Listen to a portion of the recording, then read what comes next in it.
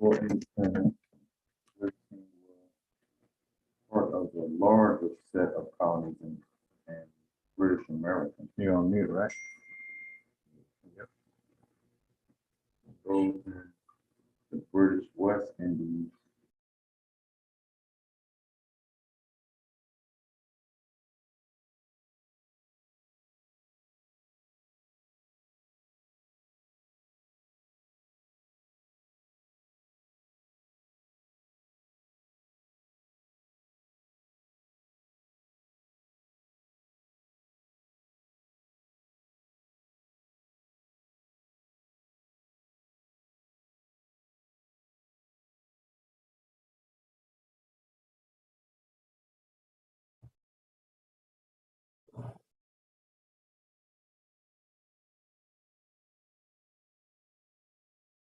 We are live. Don't forget, we are back. We are live. Back at it again. One more time. Lots been going on, and I wanted to welcome you back.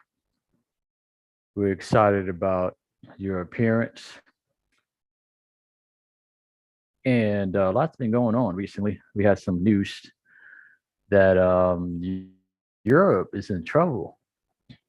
Europe is in big trouble. There's a war that's pulling in a bunch of people that don't want to be involved. That war has a lot to do with our spiritual war here at Morocco. But nevertheless, you got to pay attention. So, Germany, I'm actually going to read a few different articles that we actually inside of the state, Lenapehoking state to be exact. And one of the cases that we discuss, looking it up right now, is inflation has hit Germany year high amid energy crisis. So if you are paying attention, you can type in the keyword inflation in Germany is near 50-year high. And what it's stating here that the inflation in Germany has rose to 8.8% in August, which is extremely high. Islam for those who came on in. And if you are in the background, please mute your phone. Alrighty. So want to go back again to talk about Germany. They're actually dealing with the 8.8%. Where here in the United States, Islam, Phil, it's up to 9.6%. So if you do the math, if you have Federal Reserve notes in the bank, let's say you got about 50,000, and if you just leave it in there and you're not touching it, you're saving it for a rainy day. So what's going on with those notes? Because they're debt obligations. The Federal Reserve is obligated to pay these debts. So currently, your money is earning in a money market account at 0.03%, not 3%, 0.03%. And the peace and greed is Allah. So your in the bank is earning 0.03%, and inflation is at 9.6%. So if you just do basic subtraction, you're losing value of those notes at a rate of 9.57%. So you're losing money by just having it sit there, do nothing. And why is that, you may ask? But we're going to talk about that a little bit more as we get closer to the knowledge tonight. But just keep in mind that if you do nothing with those Federal Reserve notes, if you do not invest in people who invest in you, all of the energy you put behind getting those notes are being deprived and depleted of your lifestyle. So as we go back to the Germany article where it says it hits a near 50-year high. Now, why is that? Well, it goes to talk about one, the cost of living is higher because the lack of resources. Russia has stopped providing natural gas to Germany, and natural gas is what they use to heat their homes, to cook food, etc. Also, the gas driving around, the price went up. So, because there's lack of energy, the value of energy has increased. Therefore, the amount of euros they need these ingredients, the amount of euros they need in order to pay what used to be an abundance is now higher. So, if you're also paying attention to the currency reserves, they too are losing energy based on the inflation against the euros. It is stated that the United States dollars is now worth more than the euros. So you want to pay attention to what's going on over there, because why? Them Europeans over here too. They called, they got a nickname called U.S. citizens, and they're hurting. Some of them even left Europe. Some of them even come over here, and what they're doing, they're taking your opportunities. So as the article says here, Germany is the largest economy in Europe, and many countries have called the ECB, the Economic Country Bank. I think that's what it is. I forget the name of it. Let me see. European Central Bank, that's what it is, to raise interest rates to stem inflation across the continent. So, what they want to do is raise the interest rate at the bank to stop people from spending, so that will lower the cost of inflation. But if you know anything about macro and microeconomics, you need to spend money in order for the economy to pick up, which of course still has a risk of inflation. But right now, if you pull back, the economy contracts, there'll be less jobs, there'll be less opportunities for the next. So therefore, you see the present day, the dark ages are rising at Europe. So as a spike, it compares to the United States, the 40-year high inflation. This is out of the last 40 years, this is the highest it's been. And now you're looking back to what is it now? 1980s, when you had the oil crisis in 1980, 79, 80, 81. So they're bringing it back how tough it used to be about 40 years ago. So Biden is now being talked about that he's not doing a good job. Well, we already know that Biden is a individual that speaks for certain private interests. Is his interest aligned with yours? Probably not. So you want to basically pay attention to the options and opportunities that come forth and grab it while you can, because they won't be here too long. So that's one of the articles as far as what Germany is going through. We have another article by the home. I want to say, what is it called? I would call it a household type store called Bed Bath and Beyond. It says here, this is a September 4th. The Bed Bath and Beyond executive jumped to his death from a high-rise apartment balcony in New York City. So a man who jumped to his death has been named by the New York City Police Department as Gustavo Arnal. So he was a chief financial officer, CFO. This guy knows money. He jumped from his 18th floor balcony out of high-rise apartment and said, "I'm done. I'm checking out because I know something's going to get caught up to me." So this happened in Tribeca. Someone at that level has jumped out his balcony because he too is paying attention to those same inflation. He's understanding that maybe they've cooked the books. Maybe they've done something that they shouldn't have done, and he has had to bear the weight of his choices. Nevertheless, it has happened, and it's making an impact, a ripple effect because now it states here on this article, the company is trying to rescue itself and stay out of bankruptcy by shrinking. Woo. So this is Bed Bath and Beyond. People no longer buying that many products for their home. Probably why? Because people are broke. It costs too much to spend on things you don't need to spend on. And so they're lowering their workforce by about 20%.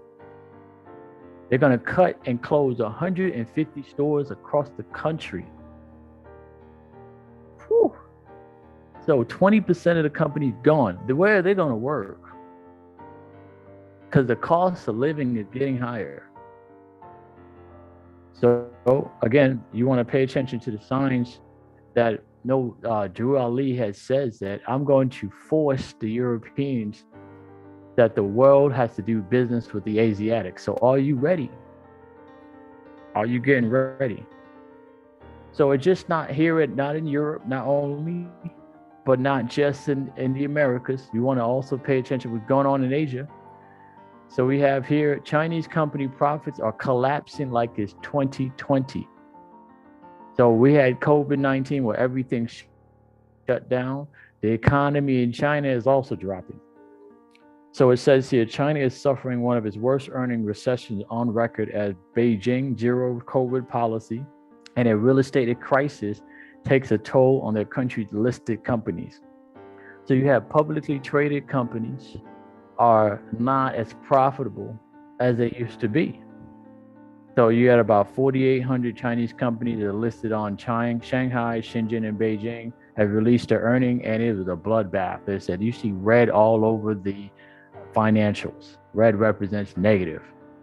So 53% posted a decline in profits. And the Chinese depend on Western consumerism. They depend on you shopping because we know goods are made out of China. So if you don't shop, they also suffer. On top of that, they added the zero policy for COVID. So it's like you got a tenth of a percent. They're going to shut the whole city down, as we've seen different articles. The latest one was out in Chongqing. About 21 million Chinese residents was on lockdown. Can't go nowhere.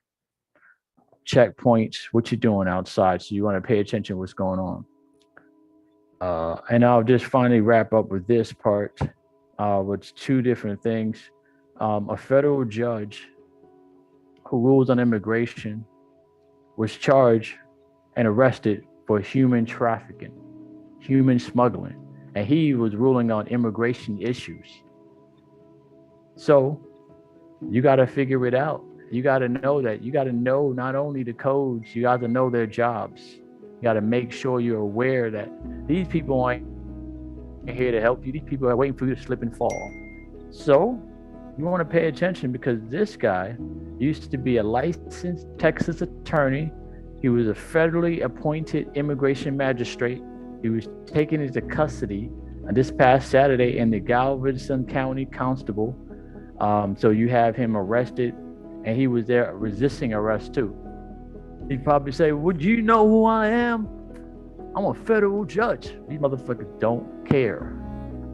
So we do know things are coming into light. And you want to pay attention because, hey, if you're doing something that's not supposed to be done, it will be exposed. And so here, as we're dealing with that judge, going back in March, another article, Disney employees and former judge among 108 arrested persons for human trafficking. So it's happening right before your eyes. So be sure you take care of your children because the children are the biggest prize.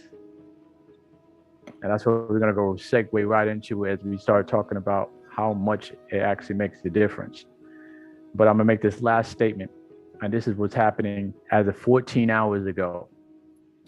JP Mortgage, Deutsche Bank, and other European banks are turning off hot water, stopping fountains, and preparing diesel generators as Russia chokes the energy supplies. So they're preparing. Are you? I hope so, because you only get one chance. Once you miss the boat, it's gonna be like The Walking Dead. Very good question. Very good question. Good night, everyone. How we doing? Welcome to another part 3 of Family Welfare. Your favorite dynamic duo here. We're gonna get right to it. Tonight I got something special for us. I got a few words that I'm gonna pull up, and I'm gonna break a lot of things down to you because it's time to get an understanding of the corporation that you're operating in and who you're dealing with in order to understand why child support is a big booming business. So you gotta understand the origin of it, where it stemmed from, to understand where it's at and where it's going. So I'm gonna get right to it. All right. My first words for tonight, and I know a lot of people said we used this word before, but for the new viewers, and just to recap for the old viewers, we need clarity on this word American. So I will read. American is an adjective, 1590s to be exact, pertaining to Western Hemisphere and its Aboriginal inhabitants. Latin Americus, from America, and sense of pertaining to the residents of North America of Europe, European, originally British. This is very important right here. The descent from is first recorded 1640s, later pertaining to the United States. French, American, Spanish, and Italy, Americano, German, Americanish, from Americus, attested from 1838. I want y'all to pay attention because us Asiatics call ourselves American all the time, but do you understand the original American was British?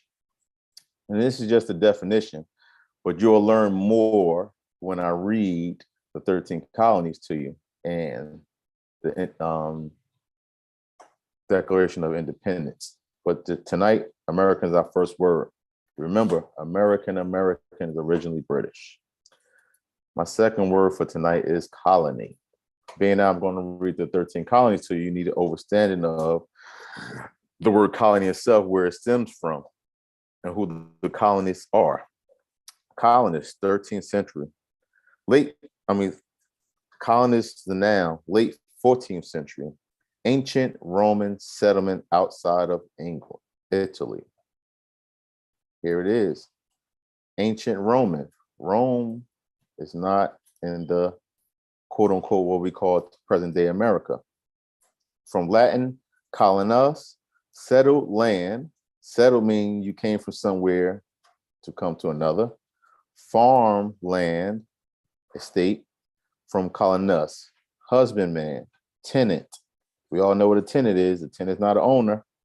Farmer, settler, and new land. Settler and new land. Think about that. From colliery, to cultivate, to till, inhabitant.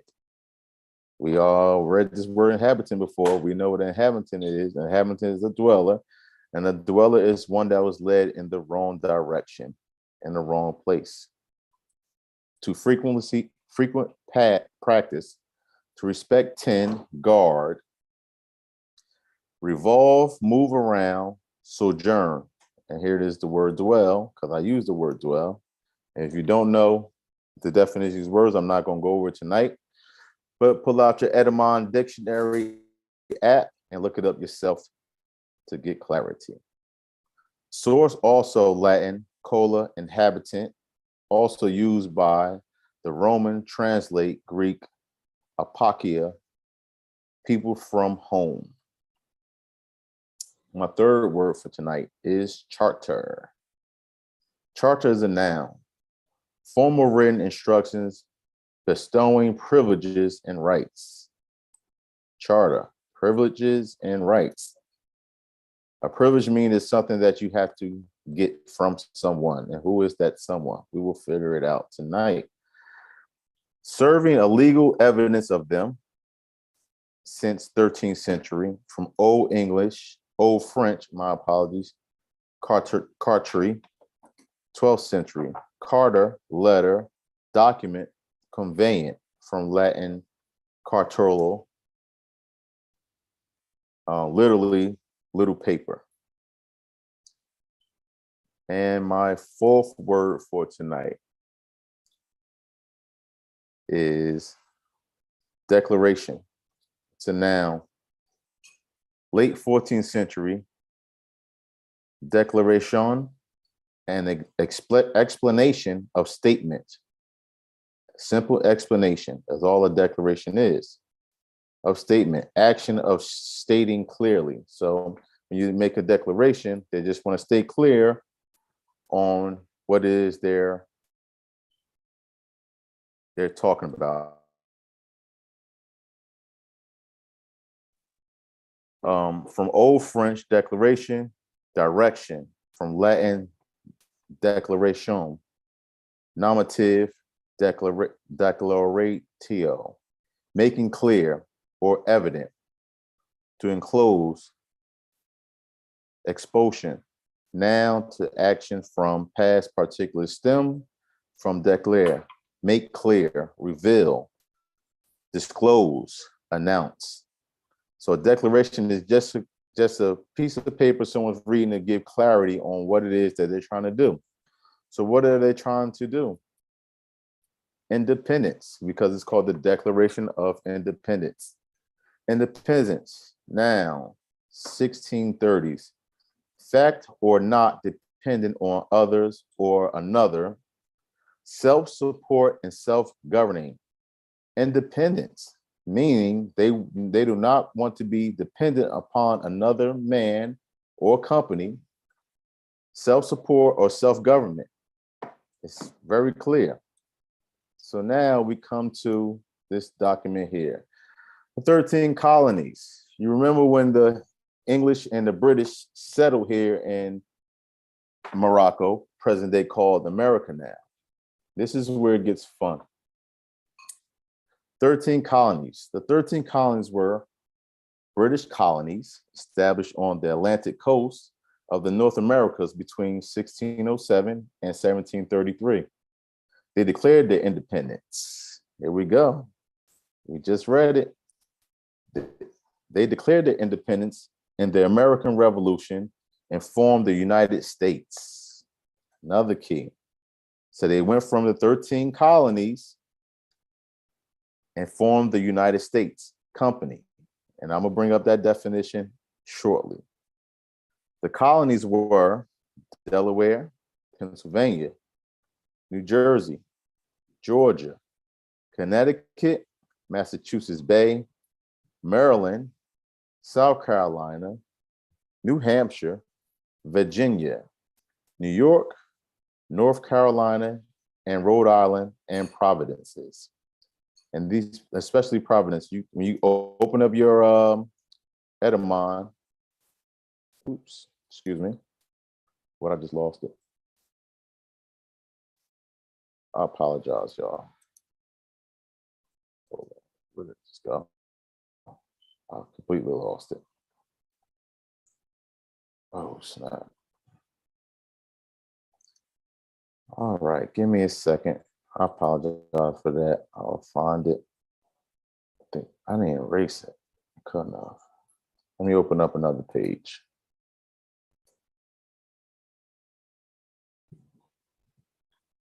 And pull it back up.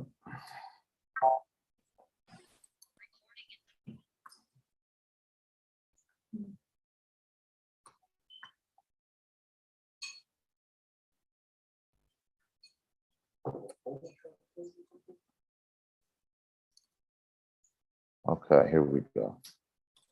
My apologies. Where was I? Providence. Each colony developed its own system of self-government. The white Americans were mostly independent farmers who owned their own land and voted on their local and provident governments. Benjamin Franklin in 1772, after examining the Welsh hovel in Scotland surrounding the obsolete mansions of the landowners, said that in New England, every man is a property owner, has a vote in public affairs, live in titty warm homes, has plenty of food and fuel, with wool clothing from head to foot, the manufacturer perhaps of his own family.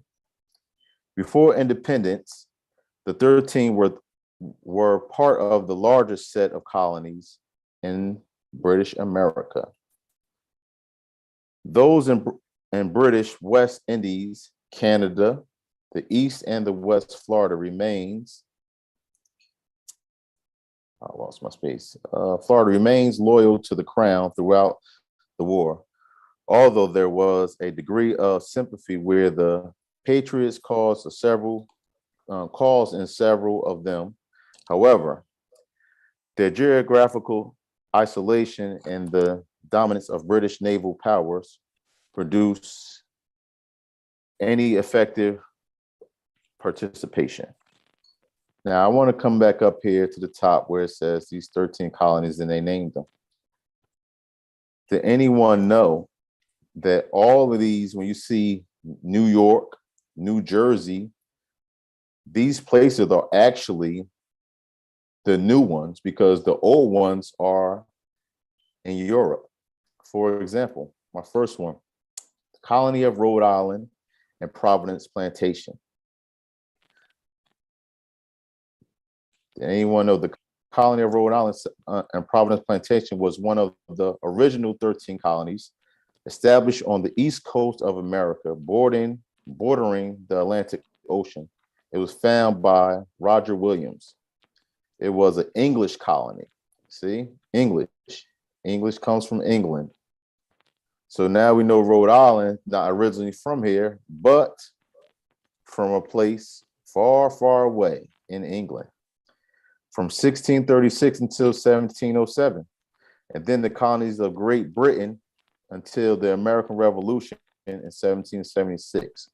So a lot of people don't know. They say they're from Rhode Island. You're physically on Moroccan land, but you're mentally telling them you're from England. Did you know that? That's just one example. Here's a good one for a lot of people. Jersey. You say you're from New Jersey because you're from the new one, but where's the old one? The article is about the island of the English Channel. Read it in a week. Can't make this stuff up. English Channel, another England native from early island sea, Grimacy, for other uses, the word Jersey. And if you look over to the right, Jersey, they even have a flag over here.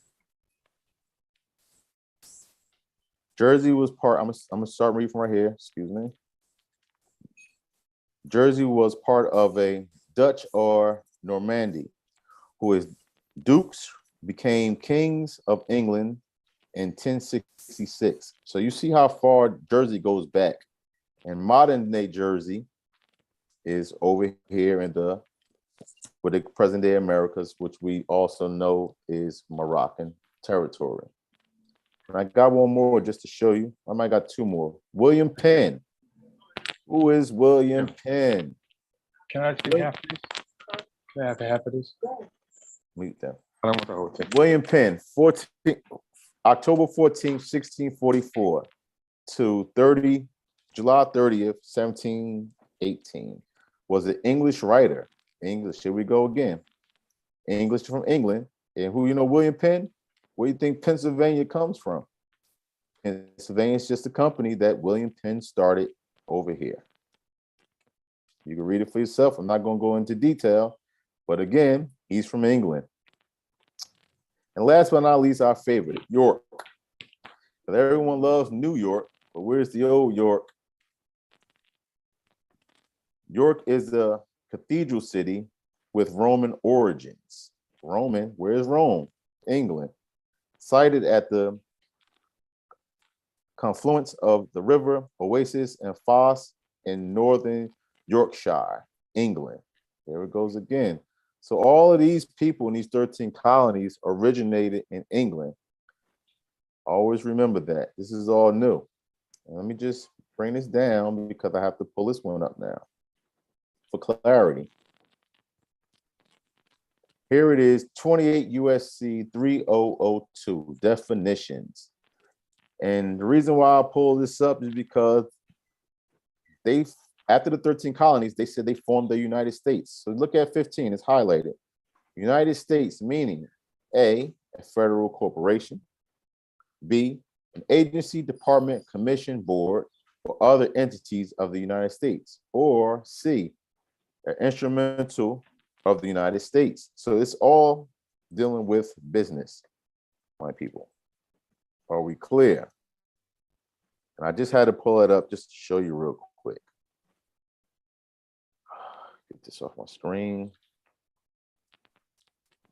Now I bring before you the Declaration of Independence of 1776, because those 13 colonies wanted their space. They said, we want to be independent. We want to do our own thing. We don't want to have nothing to do Later in the bathroom. with Great Britain. We're independent over here now. We're strong enough to handle our own affairs. We not want to be guarded or told what to do by anyone else. So we know what that word declaration and the word independence mean. But I'm just going to read the first paragraph right here. When in the courses of human events becomes necessary for one people to dissolve the political band, which I wish there have was another flavor. It's like a punch. It was good. Excuse us. Some people don't know how to mute their stuff. I'll start from the top. When in the course of human events, it becomes necessary for one people to dissolve. Dissolve means get rid of, do away with. The political bands meaning what we pull together, which have connected them with another and assume among the powers of the earth. The separate and equal stations to which the laws of nature and nature's God entitled them. A decent respect to the opposition of mankind requires that they should declare the causes which impels them to separation. So those 13 colonies originally started in Great Britain. They came here, they got together and came over and said, we need to pull together to make our own space and make it relevant. And after doing so, because you look back at the timeline of the 13 colonies, where did that go? Of 13 colonies, it was 1733. And then you look at the 3 years later, they wanted their independence. So now you can see the timeline now of what was taking place. And now to this day, we're talking 1776. Well, we over 400, about almost good 400 years later, almost. And now they're up and running, so flourishing so well that our people don't have a clue who they are, where they come from, and who they belong to. They don't even know the name of the land. Think about that one for a second. So I'm back up. So now you think about it. In present day, anyone that says they're from New York, Connecticut, New Jersey, any of these corporate states, you don't even understand who you are because you call yourself American. And we have now learned that Americans are originally British subjects, England subjects. But if you look at your skin, it's melanated. So you probably will call yourself, you say you're from Africa because you don't know no better. But even when you say you're from the Americas, they know you don't know your history. You don't know who your people are because the original Americans are British. Something to think about. I want to add more. Should I add more? Maybe I don't want to overflow your cup. I'll let you just sit there and dwell on that for a minute. But I'm gonna pass the torch to my comrade because he got a lot more to add. I yield.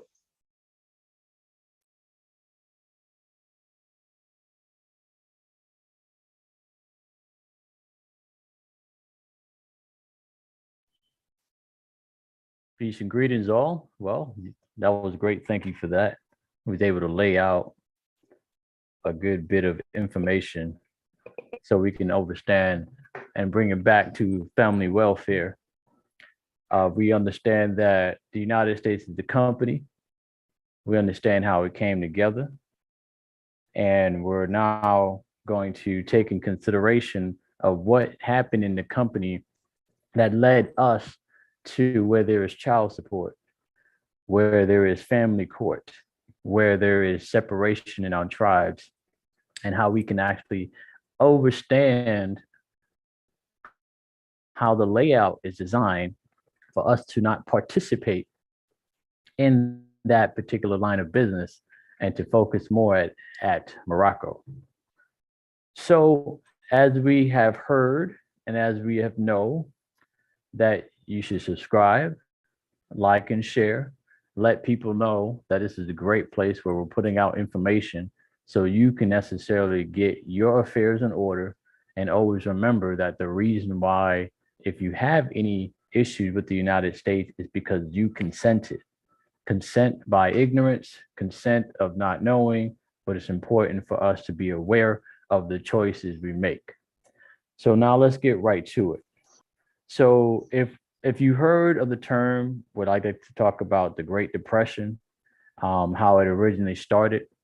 The Great Depression, and this is for those who are already nationalized as Moroccan, you want to do some backstory research between 14 and 1926, where Drew Ali had participated in a lot of political events that led up to the Great Depression.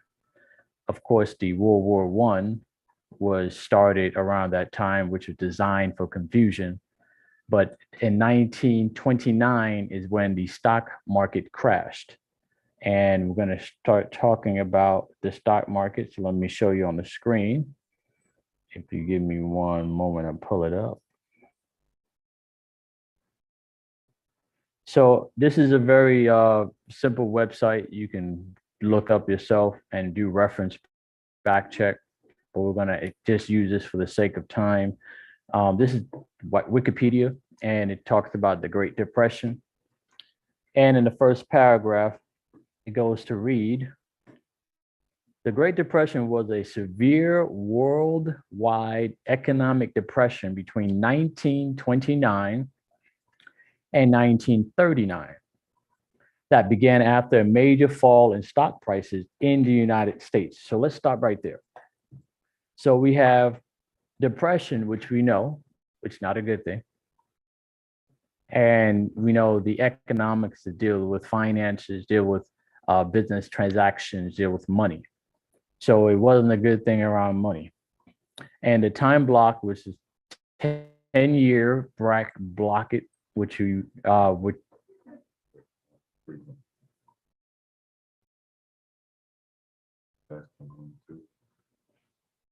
Are you freezing up? Nah, the whole thing froze. Testing 1, 2. Can you hear us clear out there? Because I didn't realize it started breaking up and the net connection was unstable. Yeah. Oh, it's the internet here. Okay, so I'm gonna say it again. We have 1929 and 1939 is when you have 10 years of chaos and reconstruction, just like the Civil War around chaos and reconstruction. That's why they have the reconstruction period.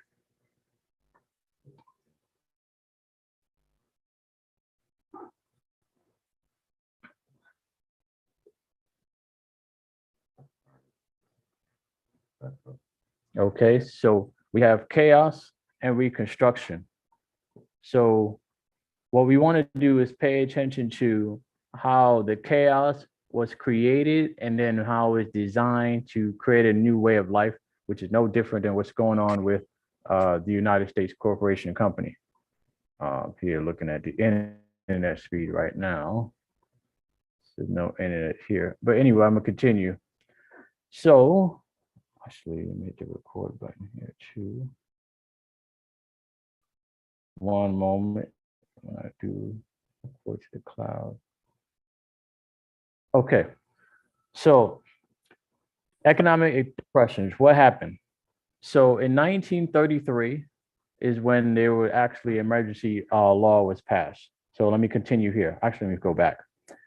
So we have here the major stock prices in the United States. So first off, we've already seen that the United States is the company.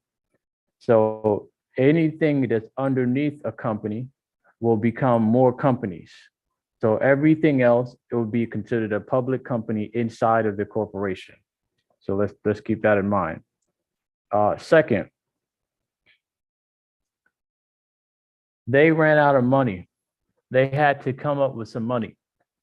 So all the foreign investors decide to go run away and not participate in the United States, primarily because of there was no money.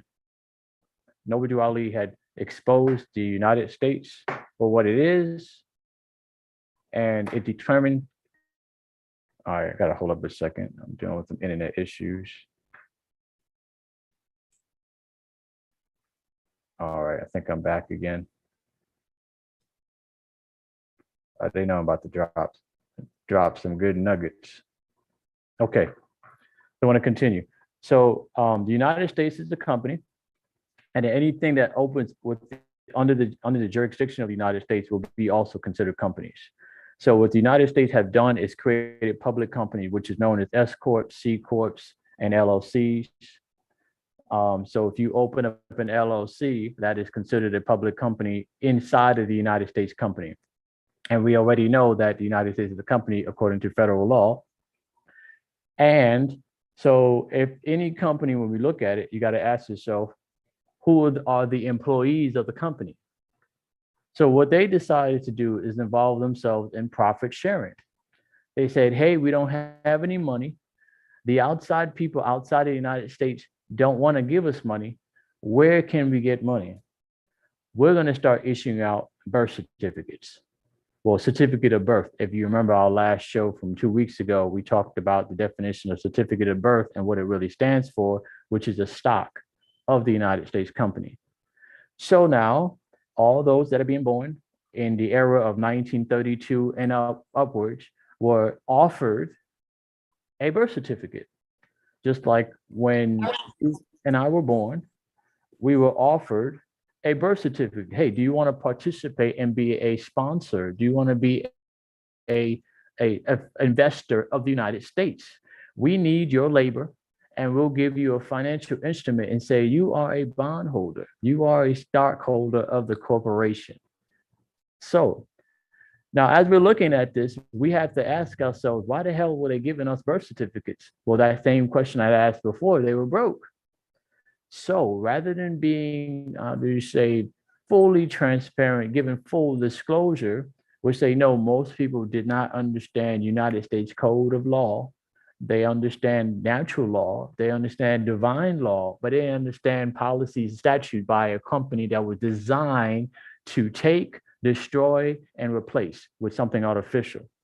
So if you ask your great-grandmother, great-great-grandmother, and they're talking about anything artificial like are red in what you find in foods, they're not going to know what you're talking about. They're going to say, do you want to take aspirin? I'm like, what are you talking about?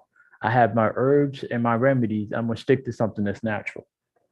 So, of course, the idea of materialism was born. Industrialization was born in the 1920s, which convinced people that you can have more than you need.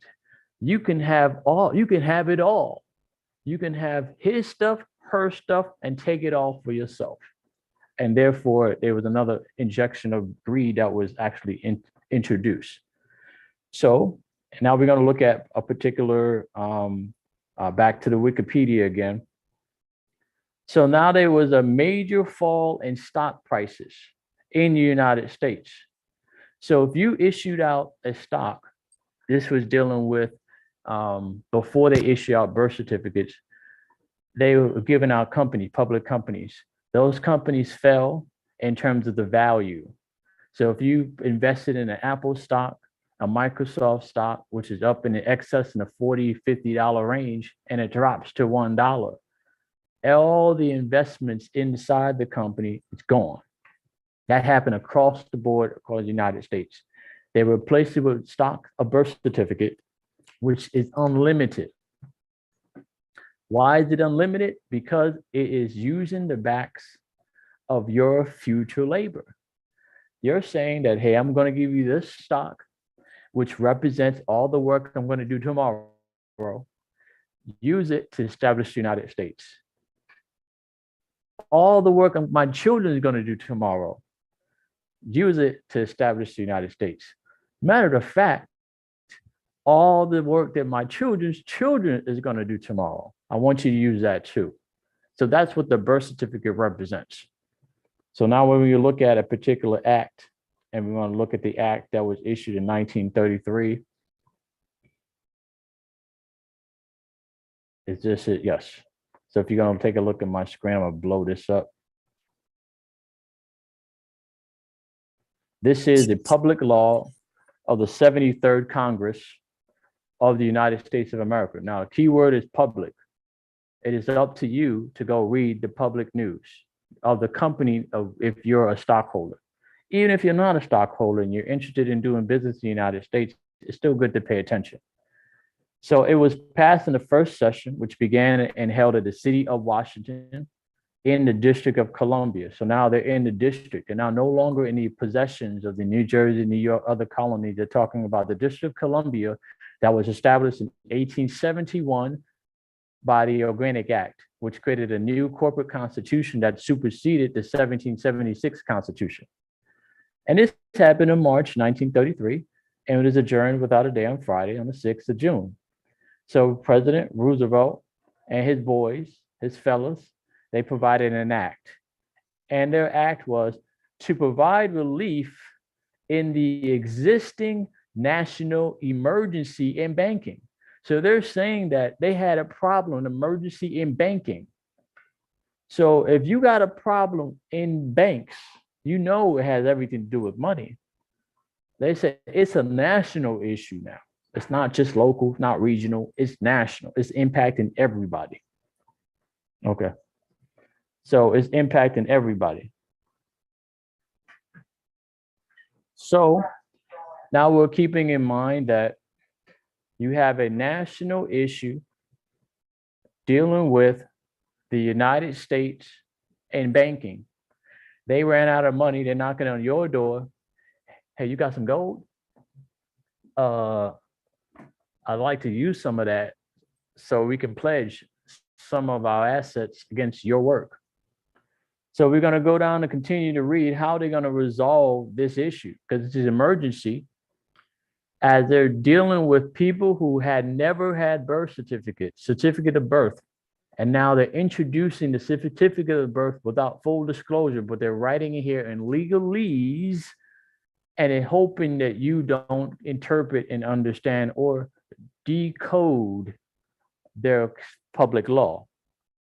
So it goes to read: the actions, regulations, rules, licenses, orders, and proclamations heretofore or hereafter taken, promulgated, and made issued by the President of the United States. And it says here, President of the United States, not President of the United States of America, President of the United States company, or the Secretary of Treasury, the person who's in charge of the money, since March 4th, 1933.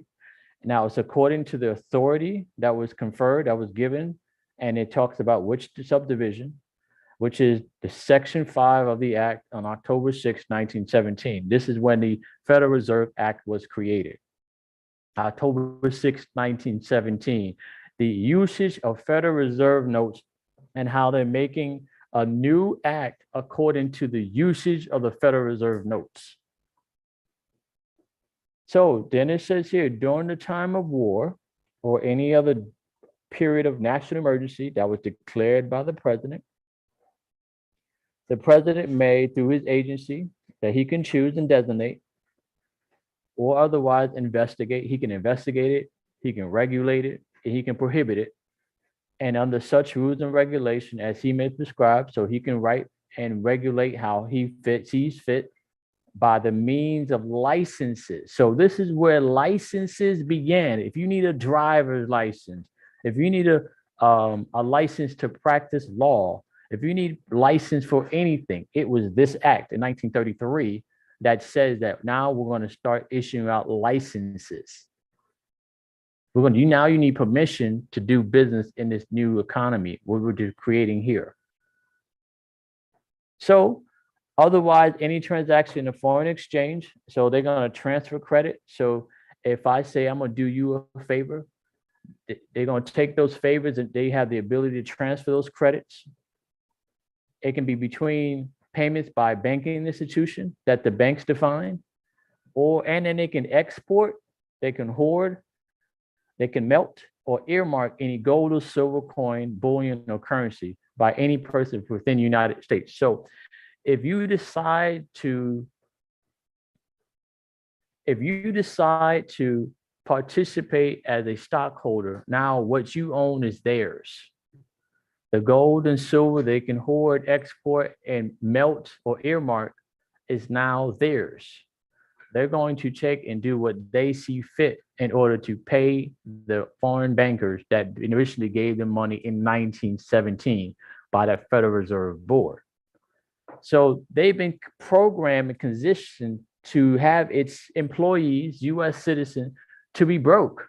You are the indentured slaves. You are the indentured servants. You are our free labor that's going to back all the debts that they have got into when they declared bankruptcy, which was the Great Depression. So now we're explaining how the setup is there. We don't need to really go too in depth into this particular code, but we understand that from the Great Depression, stock prices had dropped from public companies. They need to pay back those debts, so they issue out certificate of birth, and whoever participated by consent that got issued a birth certificate, they pledged themselves as surety guarantors. You know how you ask co-sign for a loan, and people's like, I don't know if I want to co-sign for you. Well, consider the birth certificate as a way of co-signing for the United States. Every time someone gets its birth certificate, they're co-signing for the debt on the U.S. debt clock that they owe all foreigners. Do you like being a co-signer? Do you like being a surety? So they are telling you to co-sign for their expenditures. They wasted and spent money and did poor business in banking and bankrupt, and now you got to pay. So now you go to the tribes, the families, the households, the servants. They're now paying debt to something they didn't even do yet. They know that the debt is so much that you're going to be broke. Now, how do you know that? How do I know that they knew this? Well, I'm going to show you. There is another act that had passed, and this is what we come to know. Let me zoom in.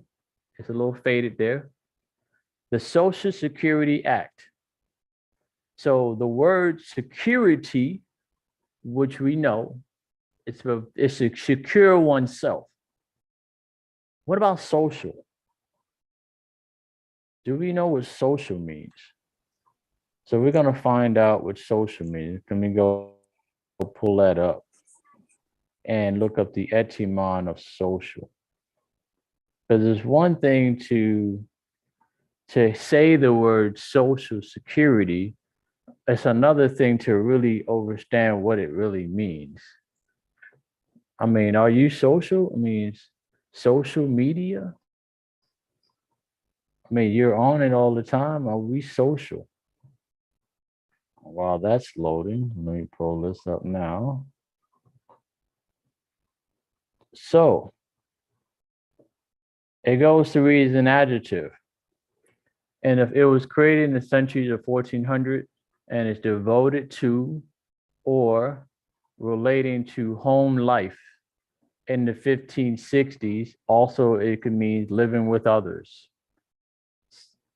From French social in the 14th centuries, and directly from Latin socialis, which means of companionship, of allies, living with others, of marriage, conjugal, from socius, companion, allies, probably originally, which is follower,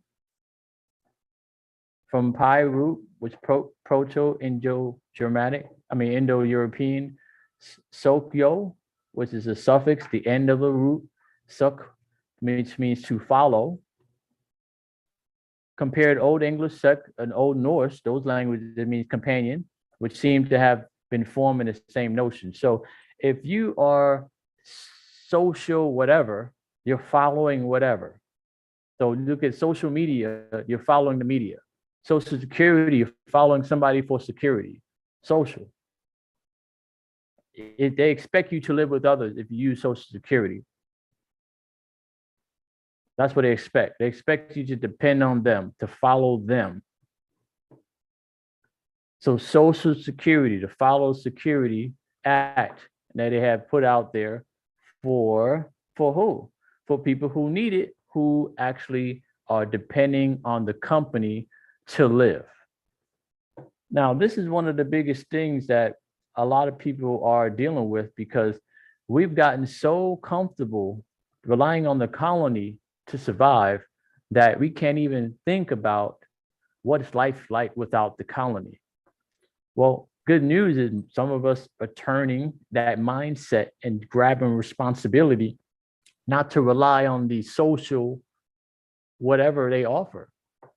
Because the Social Security Act, if you pay into Social Security benefits or planning ahead to participate to the Social Security benefits after 65 and probably going to be 100 by the time you get there, that means you're telling the state in advance that I need you. I need you so bad. I'll do whatever it takes as long as you give me my social benefits. So now they have an incentive to have a stick and dangle the carrot and go a little bit farther. Oh man, we go ahead and buy that Ferrari. I'm going to make them retire at 70. Ooh, go ahead and pay for the Ukraine war. They're going to pay for it. They're going to retire at 80. Ooh, they're going to keep doing this because they know you need them. They know that you need them in order for them to keep in operation. They're not going to tell you stop, because they're going to use your future labor, your children's labor, your children's children's labor, which is the benefit of their certificate of birth. So now let's look at all the different, they have it categorized and designated who they plan to use as far as the people that will depend on Social Security. One is old age. They're going to work you to death. So here it says Title I grants to states for old age assistance. So now they're giving states money to incentivize keeping the old age people depending on the colony.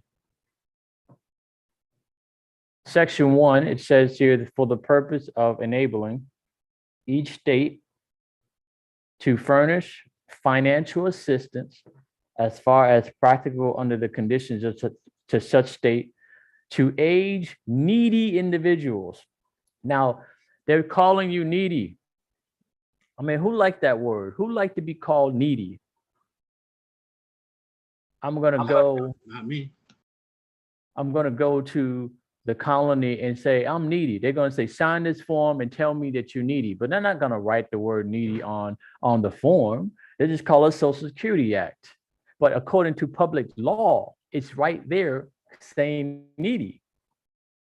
So if you actually are investing in Social Security, you're telling the state that you're going to be needy by the time you're old age.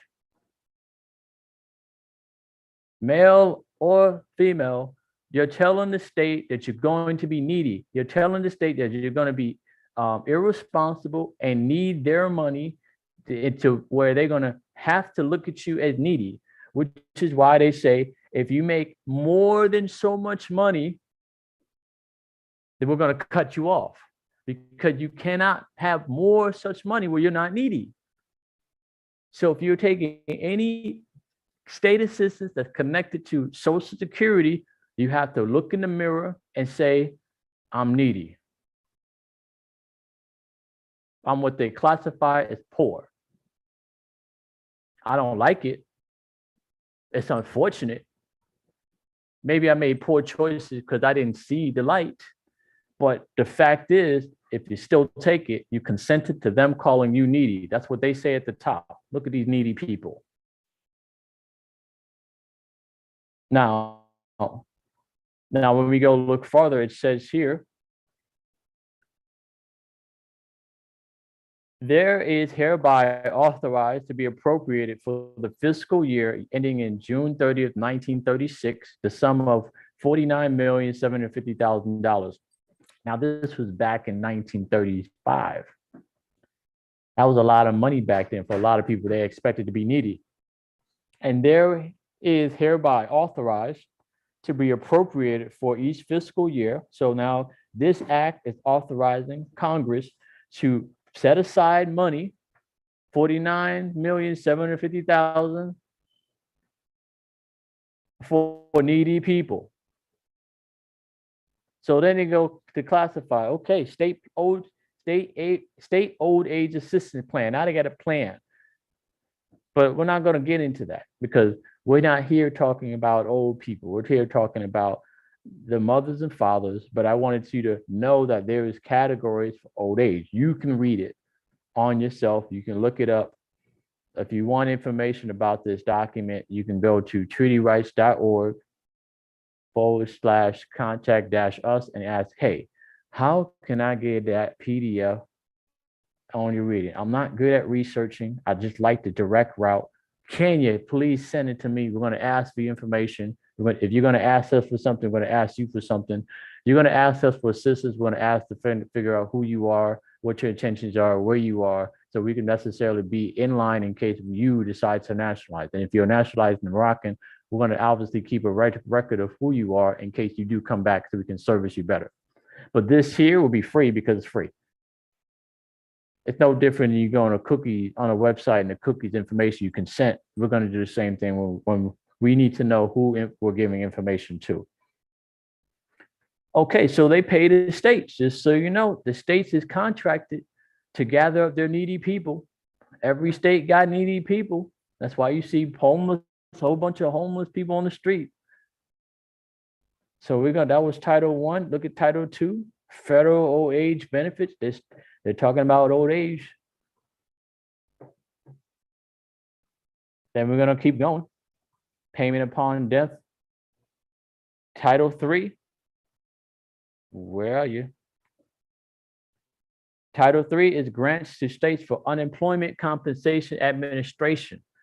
So now they have here a section where they know that they're going to have people who can't find jobs, that are unemployable. They're going to call this needy group people unemployed, and they got to have a set budget for people who don't have a job for whatever reason. And it says here for the purpose of assisting the states in their administration. So they're forcing you to contract with the states to get federal money.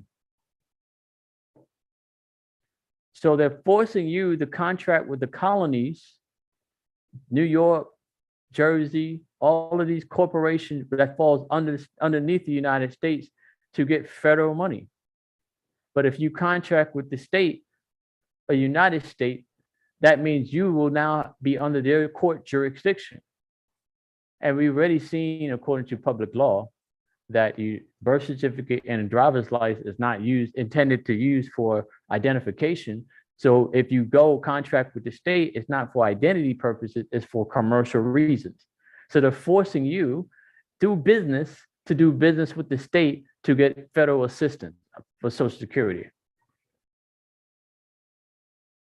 They're dangling that carrot. We're telling you don't do business with the state. They're saying we got a little pocket change, do business with the state, where they know the state will rob you because the state want their cut too. The Fed's going to take a cut, the state's going to take a cut for you to get a little bit. And where they get their money from? Your future labor, your children's labor, your children's labor. They don't even care who has the child. They want the children. They want to make sure that stock can help their next generation off of your children's labor. They're guaranteeing it. I mean, do you like that deal? Do you like them giving you crumbs while they take your future labor and make a lot of money out of that? I don't like that stuff. I don't like that option. So it says here now, the board shall from time to time certify to the Secretary of Treasury for payment in each state which has an unemployment compensation law approved by the board under Title IX. So now this is how they determine how much unemployment assistance they get from the states. Okay, so now I'll read it. The board determination shall be based on one, the population of the state. So they want you to become residents because the more residents they have, the more money they get from the feds. I mean, look at California. That is a welfare state. They said, oh, immigration, undocumented workers, come on in. Why do you think they're so welcoming? Come on in. We'll give them unemployment insurance. We know we're getting a cut from the feds. Because why? Everyone who's working is paying into the Social Security. So that big pot, they go, who has more residents, we'll give you more. But Idaho could probably have less than what? 1 million people. When New York got 18 million people, New York's gonna get some of Idaho's money. They don't, I mean, Idaho don't like this, but they got to deal with the fact that they got to raise more residents. So they're gonna be looking for more contract. Who has more contract? It's like commission. Whoever sells the most houses get the bigger commission. If you ever work in an investment firm, if you ever work in a commission only, and your boss is out there saying, go get the many loans, and whoever had the most loans get another check, that's what they're doing with the states, the colonies, the charters. So they check on the population of the state, so they get some money, an estimate of the number of persons covered by the state law, and the cost of proper administration for such law. So now they're going to estimate how much it costs based on the cost of living in each state. So they get some more money. So the more people you have, the more things are expensive because you have more demand.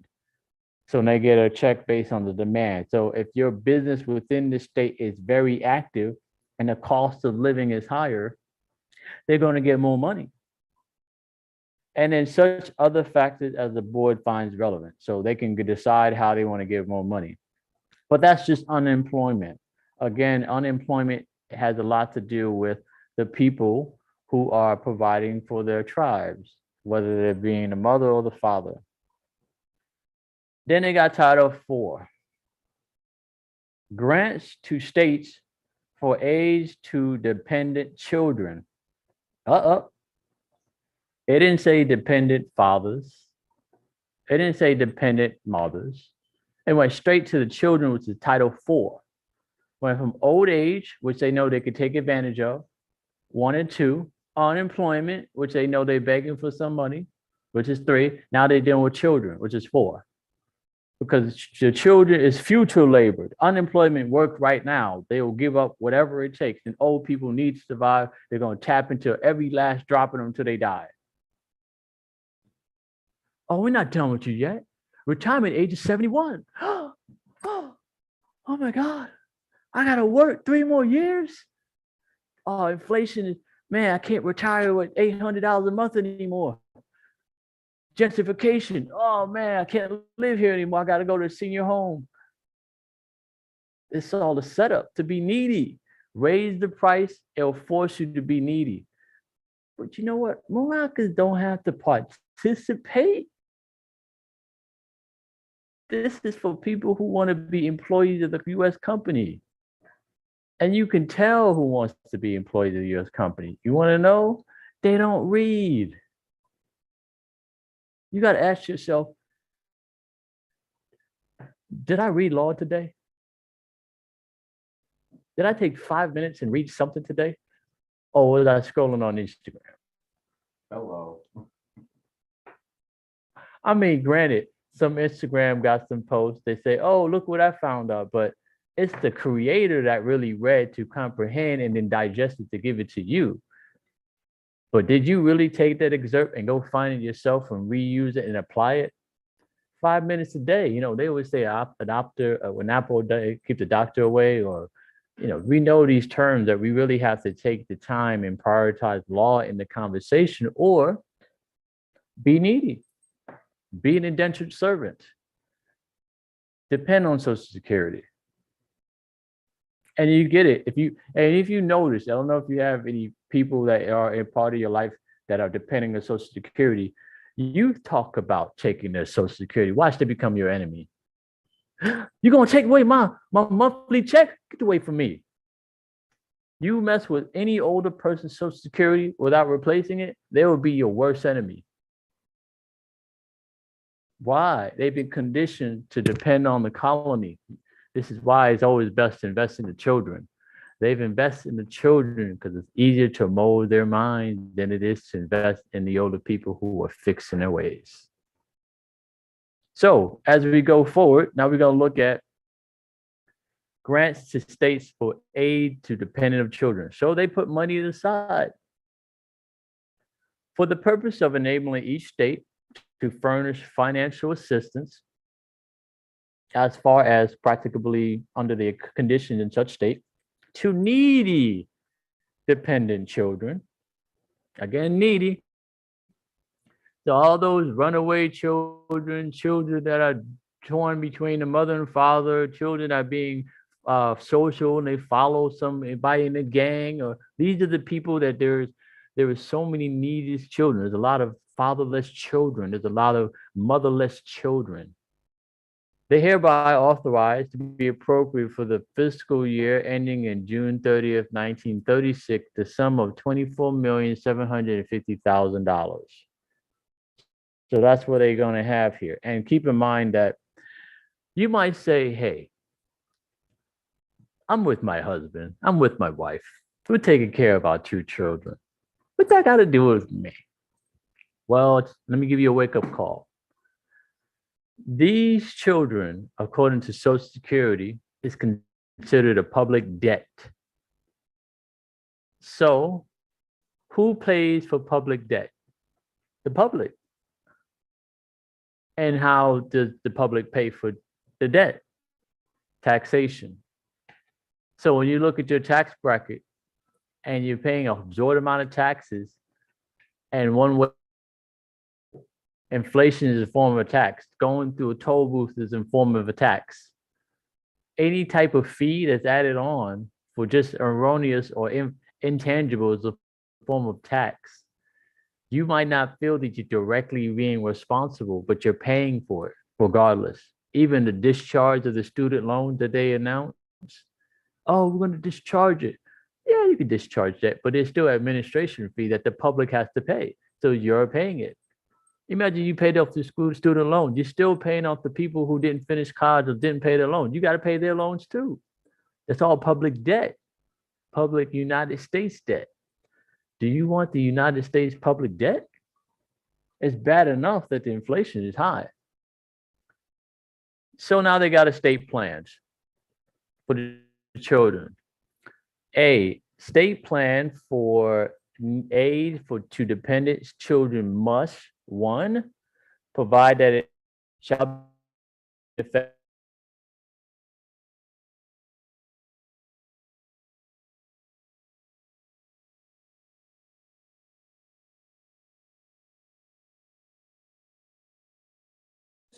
court if it's DMV.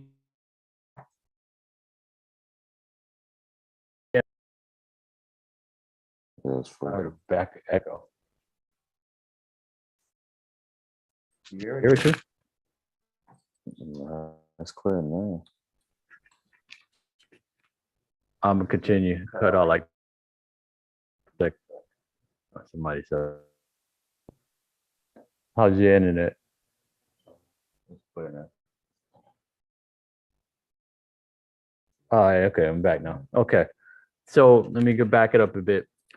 The taxes. So if you were actually dealing with public debt, there is one here that all of the political subdivisions of the state must be in line with the policy, the plan that they pass. So if it's dealing with the child services, or if it's dealing with DMV, if it's dealing with the police department, if it's dealing with the courts, they all have to be aligned with the same plan that's dealing with this particular plan according to Social Security. Why? Federal law trumps state law. If you take federal dollars, they must comply to federal requirements, which they're requiring all the states to comply. If one department of the state decides to take it, they're saying everybody must be in line, just to have some uniformity. Two, they must be providing financial participation by the state. So what they're saying here is,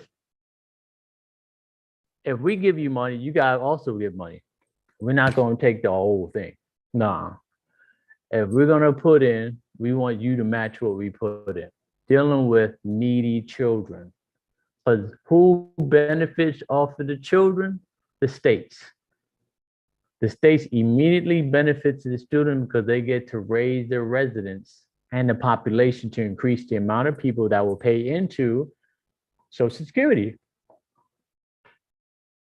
Three, either provide for the establishment or designation of a single state agency to administer the plan, or provide establishment or designation of a single state agency to supervise the administration of the plan. So in short, they want you to designate one department to oversee the administration of providing financial assistance to the needy children. This is why everybody goes to one building. And it might have one building from the headquarters, would be, let's say if your state of New Jersey is Trenton, or New York is Albany. Then they're going to have subdivisions of that headquarters, which will go to each particular municipality. So for example, you might have Trenton, and then a subdivision would be Newark, or Albany, New York, subdivision would be the Bronx. They'll have subdivisions dealing with the local residents, but they all must comply uniformity to the plan to get that federal dollars. 5, they must have a method of administration, and they also need to provide the state with the reports and forms that contain the information so the board can actually check you out and verify. So they basically, you got to have a plan. So you're operating a business. It's like a business plan. If we give you money, I'm an investor. I'm an investor, a United States company. I'm going to invest in your state. You got to put up some money too. You got to show me a game plan, and you got to designate a specific group that was going to administer the game plan. And then you need to provide reports so the board can read it. So we will know how well you're doing with our money, handling, giving out money to needy children. That's the Fed's plan. That's like a business plan right there. That's pure business. Actually, if you want to be frank, you can really learn how to operate business by reading their public laws. They tell you. So, and then B, the board shall approve the plan. And if it's not going to be approved, they're going to tell you how to set conditions. They're going to set conditions of eligibility for dependent children. So you have to meet certain standards. So one, you got to reside in the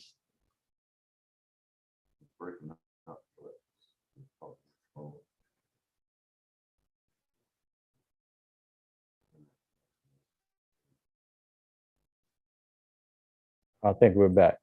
Okay, so you got to be eligible. They expect you to ability. You have to reside in the state. You have to reside in the state for eligibility. Again, you're dealing with state by state, so you can't reside in another state to get some of this money. And you got to be born within the state, within a. This explains why. This explains it.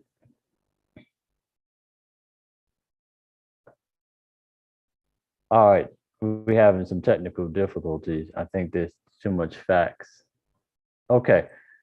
So number two, in order to receive aid, one who was born within the state within 1 year immediately preceding the application, if its mother has resided in the state for 1 year immediately preceding the birth.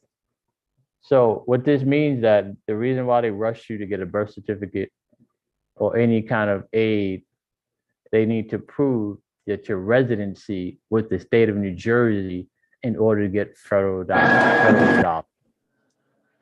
Come on, Kasim. So again, the reason why they pressure you at the hospital to give you a birth certificate is because they need to make you a resident of the state to get federal dollars.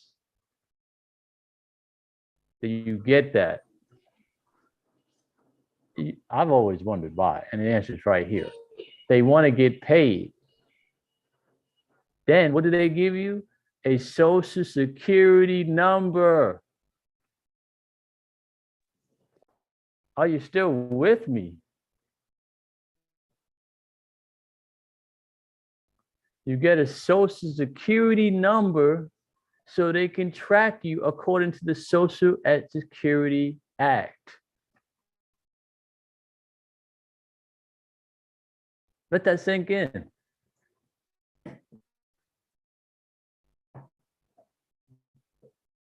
And right, that you don't even fill out. Thank you, Phil. They fill it out for you. Then you ask, you can open a bank account without a social security number? Yes. Now you know why the social security number is here. Every time you use the social security number, you know what happens.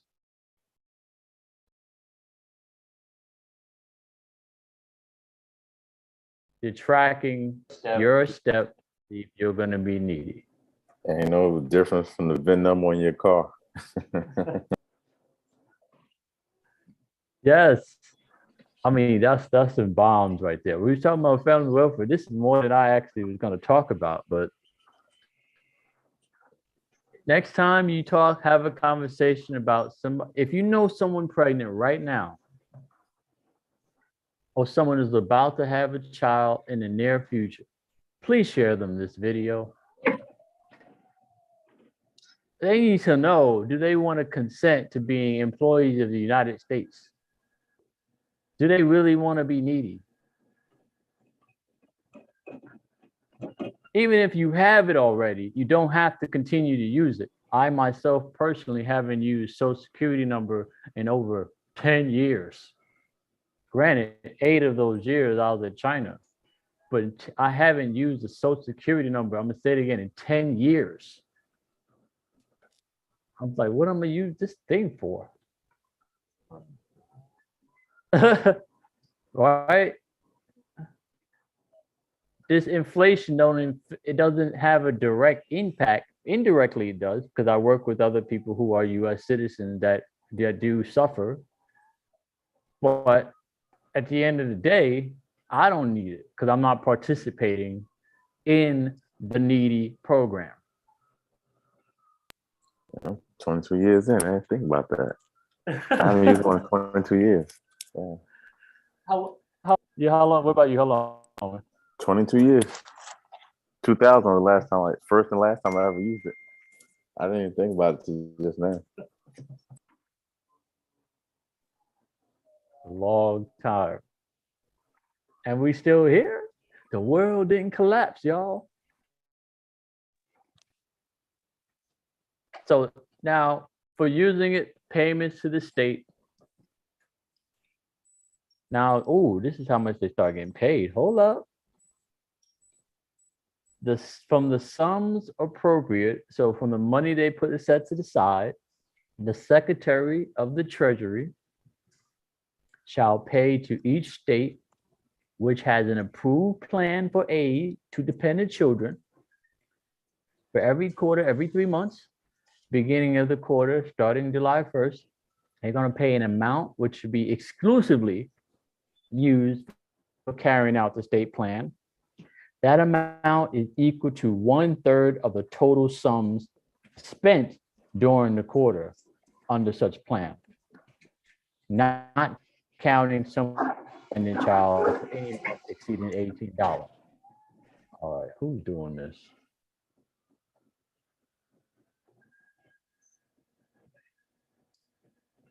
The consume. All right, there you go.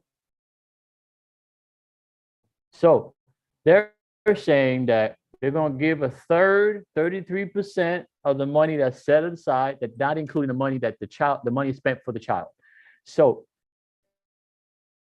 every time you get to the hospital, they have a 33% incentive to put you on the needy program. They get a 33% cut out of the Fed's money that put aside for the state.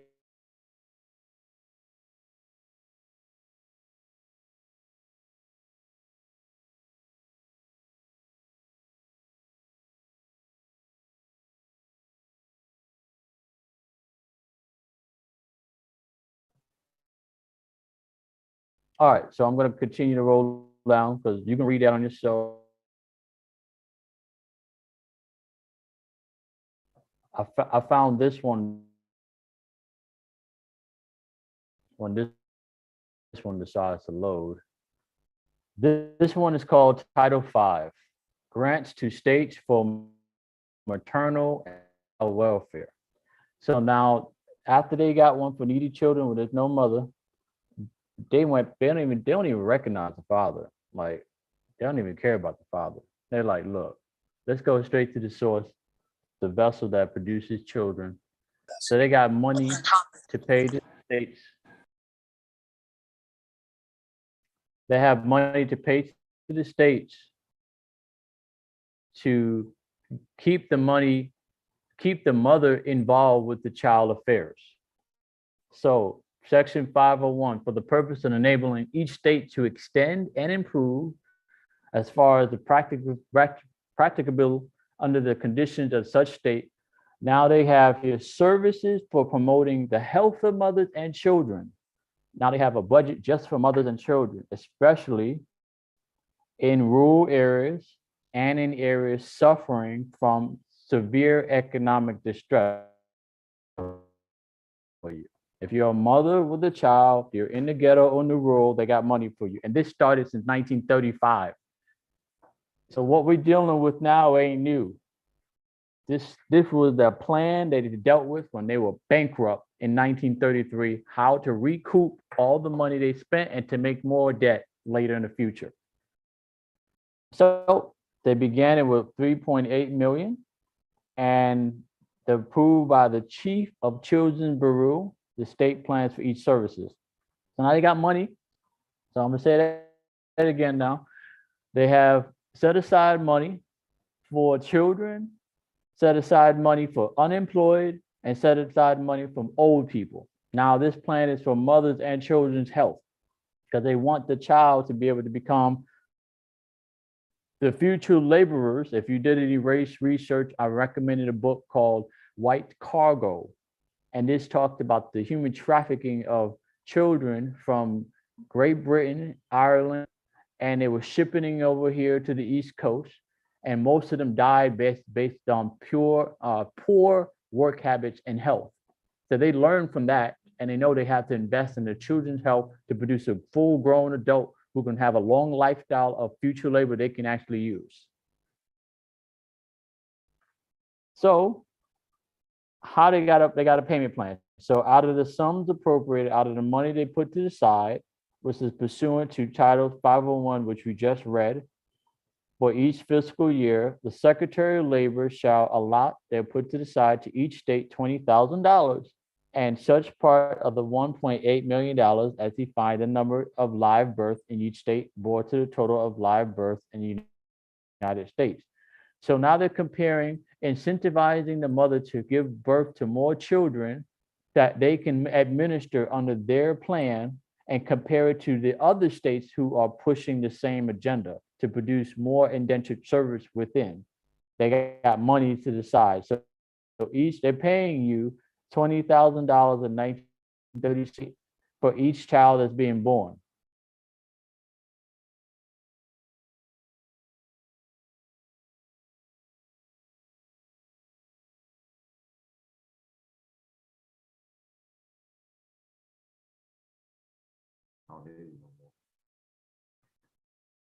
Okay, can you hear me now?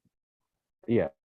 So Yes. here comes the WIC plan. Here comes the EBT to keep you just healthy enough for you to produce enough labor for them to use your social security number in the future labor.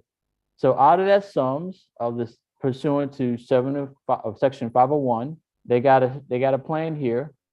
They're going to continue to give you money according to the needs of the assistant that you carry out this in each state.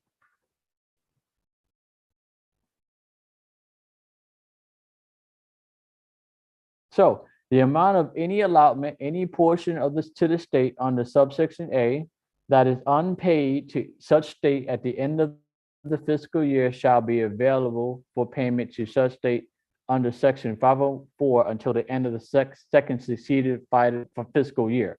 So they said, whatever money we gave you for this year, if you didn't use it all, we're going to still give you some time to use it the next fiscal year and then give you new money for the following fiscal year. They really want to invest into the mothers and to the children and making them future laborers for indentured servants for the future. As we had talked about, the certificate of birth is a stock in a company. The Social Security is designed to keep you needy. So if you use them both, you administer their programs will have a systematic way to keep you poor. It might feel good to get assistance, but you got to understand too, a lot of people who are on welfare are not ambitious.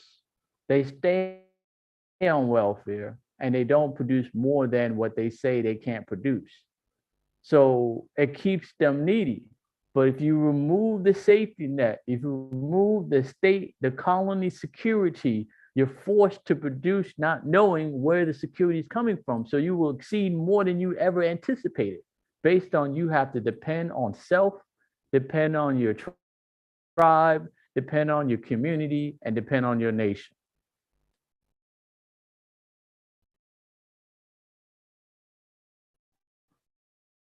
So they got an approval plan for the states. Same difference, which I recommend you read. And again, you could just reach out to us if you want to read this document to its entirety. And they talk about how the operations of it. They also have services for crippled children, for those who are disabled. It didn't matter if you're disabled, they still can actually use their birth certificate. All of the approvals, payment to the states, and they still get it cut. This is all a part of the Social Security Administration plan. Then you have child welfare services. So they have money set to the side for child welfare services. So I want to pause right here again. I want to enter this segment. If you are following us, we definitely recommend you subscribe, like, and share. Let other people know who have children or planning to have children about the trap that this is set if you depend on Social Security, which all falls into where the state gets this power to decide what they're going to do with your children, because then you're contracted with the state as a resident, which means you are under their jurisdiction, which means now you have to fight to get out, but you don't have to use Social Security number. That's the first step. The second step is you don't necessarily have to just say, oh, again, like 2 weeks ago, we talked about, have you ever used the birth certificate of birth? You can learn how to use it and learn the administrative process, but of course, it's going to take time and knowledge to be able to do that. So when we look at the 3 videos, this is the third of the child welfare plan, it's clear that they focus more on the women than the man. The women is proven to be at more value to society than the man. However, one thing the state does provide is security, and their exchange is your future labor and the children's future labor for their benefits. Now, as a man, of course, now you know this, you have to stop looking at the Social Security. We have to start looking at ways to come together and make money. As a woman, we have to be aware of the contracts that are being offered to us. We have to be aware of what are the consequences or the advantages of each of these choices, and necessarily who we're actually going to have our children hang around with. Does it benefit you now and later, or does it benefit you later, or does it only benefit you now? And if you're a child watching this, you have to take a look at that. There are people invested in your labor. Your labor is what they want. Some people are not going to care about what you think, going to pretend. They might educate you and then rather erudite you. But we're going to look at the whole plan that this company only exists because the consent that we decide to participate as guarantors, co-signers of the United States.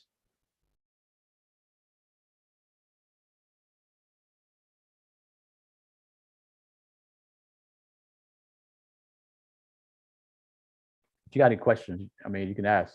It's straightforward. We dropped a lot of information the last 6 weeks.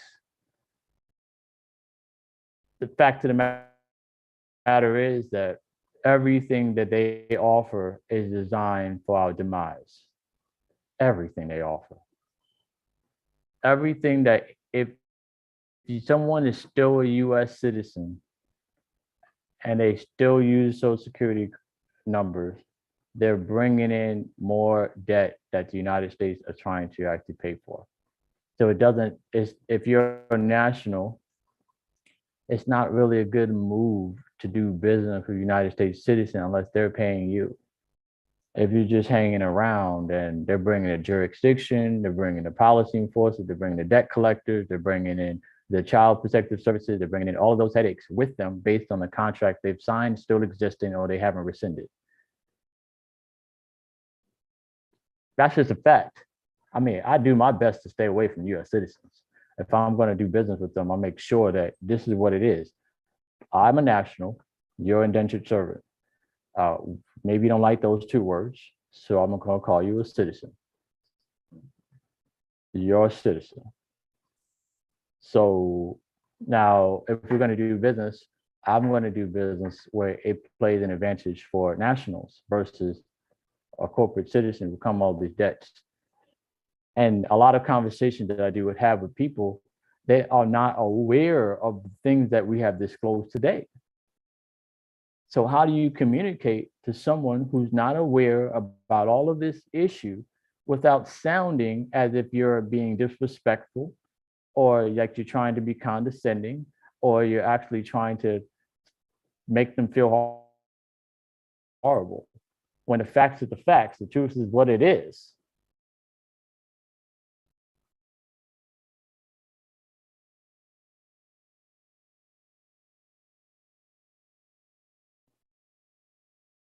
I mean, it's crazy. I mean, I just found out. Me reading this, it blows my mind. Like, man, it makes so much sense. Why I don't want to participate in the US. It makes so much sense why people are suffering. And it's so difficult to let go of the Social Security benefits, whether it's welfare or if a direct check or housing. It's so difficult. Why? Because of habits. But it could be so easy. It could be so easy. You got to give up something to get something. Some people are going to be removed from your lives, not because they're bad people, it's because of the contract they decided to be involved with. You no longer want to play that game. I remember having a conversation with I'm saying an educated brother, very educated. Now I'll use the word educated deliberately. He asked a question about freedom. Why do you want to be free? I'm like, who doesn't want to be free? But after going back and forth, it dawned on me that he don't even know what freedom is. He never actually felt free. It's like someone in a caged bird saying, "Man, I'm so glad I'm locked up. It's dangerous outside." When somebody else wants to fly, where you want to fly to? Anywhere. But it's dangerous outside.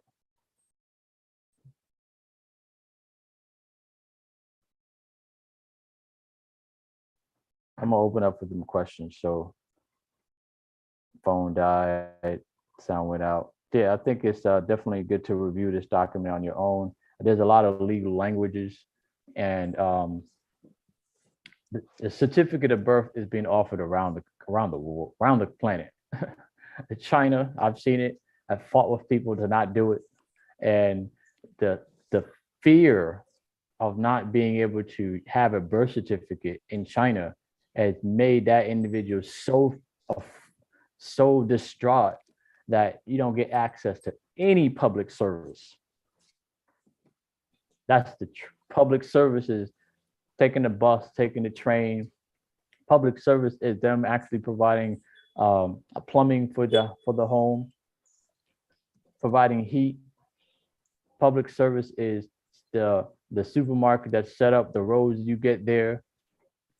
A lot of that stuff is public service. And I talked about in the very beginning when it happened to Europe, that they now are rescinding back on energy and power. They're going to cut off water. That is public service. So are you really ready? Would you rather separate from the beast by force or by choice?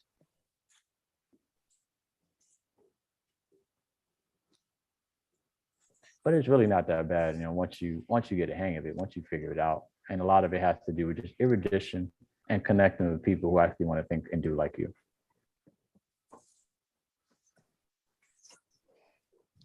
Kasim, you got questions? You keep unmuting your mic.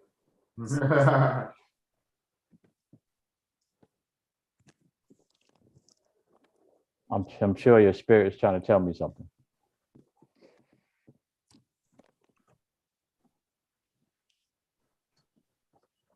So what is the remedy? The remedy is simple. Stop using Social Security number. So when you go somewhere, they're asking you your Social Security number. There is actually public law that says you don't have to provide Social Security number. Of course, they're going to give you opposition because each of the particular places asking you for Social Security number get a cut. But you have to do your due diligence to find the exemption. There is there. It's available. Secondly, do you obviously have to protect your assets, change your arrangement, look at your job, look at all these things you're currently doing, and figure out how to wiggle it out of it where you can actually control your fate. And normally, it's this stuff like this need assistance. Need somebody who's actually legally competent and not disabled legally to assist you with this, and let them assist you with it and let them show you that they've done it already. A lot of people go on theory, they haven't done it, but I can tell you and show you everything that I've done it and actually am doing it. So we challenge anyone who actually has done it and let them show you themselves that they have done it. If they have not done it, then they're just guessing, because the matrix evolves the more people is doing it. So you can't just copy and paste out of your freedom. It requires comprehension. Oh man, this copy and paste kings and queens out there. Kudos to y'all. Y'all might have got the first batch, but just like stocks, once everybody else find out, stocks change, the market changes. Same thing with passports.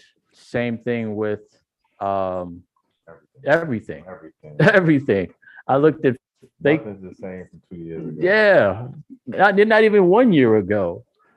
Everything has evolved. So comprehension is important. That's why this part is so important when we talk about defining the definition of these words. The principles are the same. The fundamentals are the same. But the road they get there, they always put their roadblocks using words like promulgated or appropriated. Using these big words. So by the time you read it, you fall asleep. You're like, oh man, I don't want to do this. Oh, my head hurts. I need to drink some water. I'm gonna go to do this tomorrow. That means you give them another day to be in existence. Get on social media. Oh yeah, social media. Oh yeah, that's the number one. Social media. I mean, that's the biggest one. I didn't even have time to be on social media today. Amount of stuff we were doing. No questions. We just out here talking this smack. You filled the cup up, man. You know how that go. Overwhelming information. You know how they say what they say. Give them too much, they put them back to sleep. True. That's true. Hey, I used to fall asleep when I first started reading all this stuff. I ain't gonna lie. I drooled in a lot of books. I know my DNA in a lot of books. Between the two documents, this one document reading is like over 2,000 pages. The other one's over 1,600 pages. It's like a mental strength. 5 pages a day, 6 pages a day. That's my rule to all books. At least 6 pages a day. You'll get through it.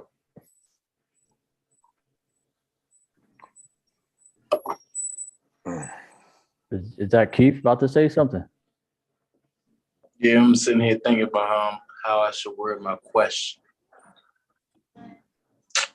So it's off topic, but as far as how would it go in the courtroom if the father's a national and the mother's a U.S. citizen, and you're trying to get custody rights? So how would that go? I would say first you would have to be the father of the national. He has to be competent, and have all his ducks in a row. Because first thing they want to know is if you want custody, can you afford to take care of the child?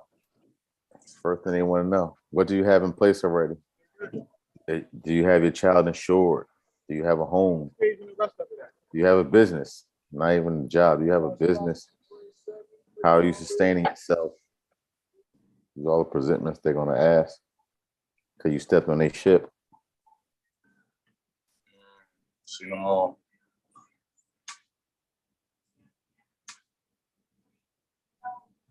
well, that good news. I'm supposedly, from what I hear, I'm going to be a father. So,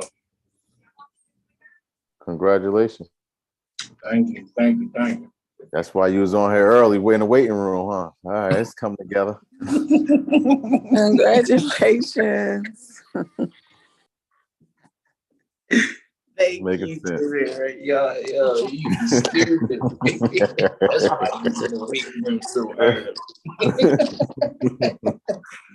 Go, I see it, man. But listen, that's all. At the end of the day, get all your ducks in a row. That's all. You got a home, a roof for your child. Get some insurance. A lot of times, parents don't even have insurance for their own children. That's the main thing. They want to know if the child gets sick, get hurt, you be able to take them to the doctor. Can you afford it? Right. That's why I set up trust accounts for all my children. I just load them up. That's it. I'm quick to show them the account. It's not mine. It's the child's account. It's a trust fund, baby. That's it, man. That's funny. They're gonna ask you too, why should you get the father and the mother not? That's what they're gonna ask you too. You said they're going to ask me what? Why not joint custody? Why do you have to be the sole custody? That's what they're gonna ask you. Time to do your homework, buddy. Get all your evidence against it. Oh, I got my homework, trust me. Yeah, do your homework. I got the homework. It's just, yeah, getting yourself in the wrong, how should I say it, situations, that's all.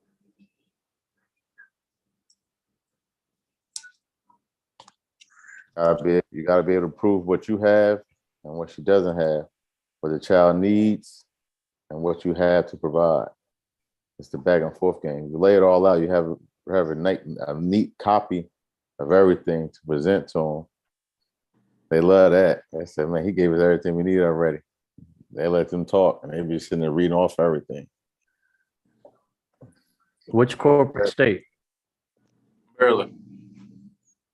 Good old Maryland. Good old Maryland. Good old Maryland.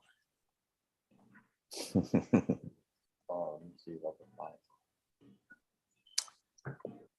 it. Yeah, just have copies of everything. When you come prepared, they love when you come prepared. It's not just hearsay. You got your facts. That's what holds up in court. Got you. They like to call them courtesy copies. Tell them you got courtesy copies for everyone. Courtesy copies. All right, so let me show you a little something. So here, this is a quick search. We're doing Maryland family law. And you see these titles here? Read them all. So each particular title, each section, definitions, at least you know where they're coming from. So if you're dealing with children here, you got all that to read. Parent and child, child conceived without consent. You know they're passing laws in different states where the mother can sue you without the even baby being born. They're focusing on the mother side. So you got to have your stuff together, but we take a look at parent and child. Whenever that loads. You got these particular family law. So let's take a look at the first one.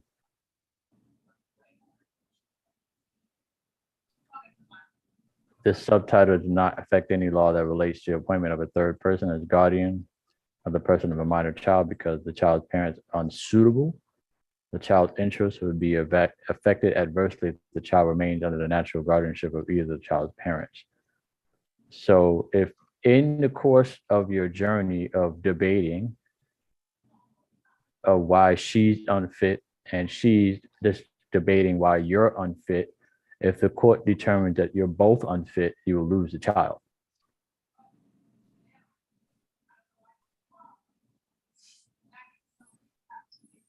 So you might want to make sure that you got your ducks in a row.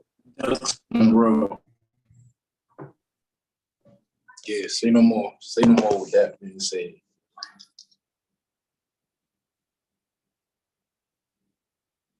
That's a good question.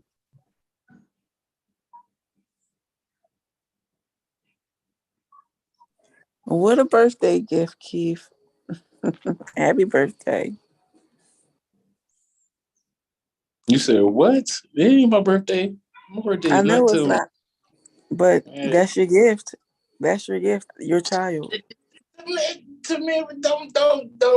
Tamara, look, it's a big look. I just asked the question. That's all I did. Don't add the, don't add the old base to the V8. All right.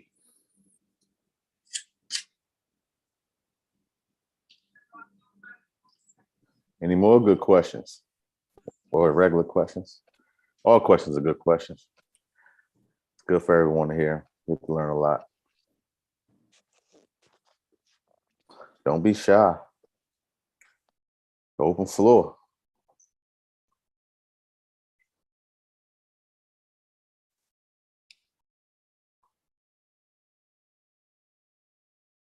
Going once.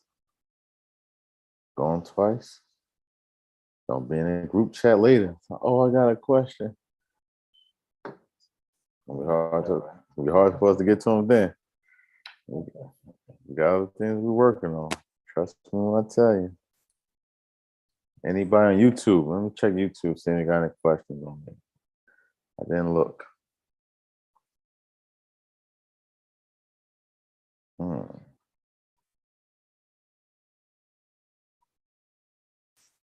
Ooh, look at this one. Let me pull this up. This one says breach of promise to marry and alienation of affection. Ooh.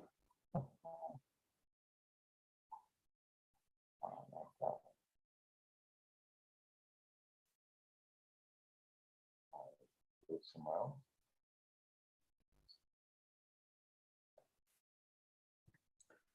Comments go.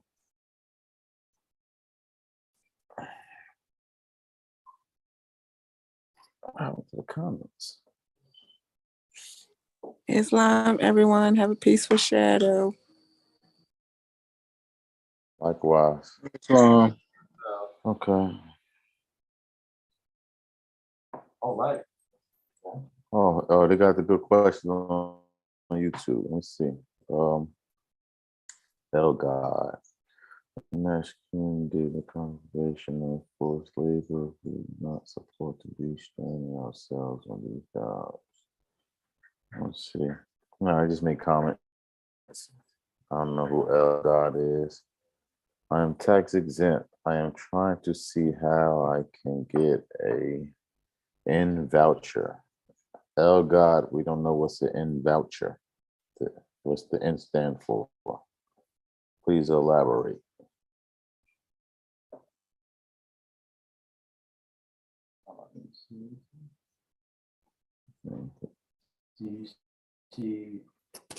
You're gonna answer that question? Which one? Well, it's not a question. It's a statement. What do you see the voucher? Yeah, the last question, L God. It says I am tax exempt. Mm-hmm.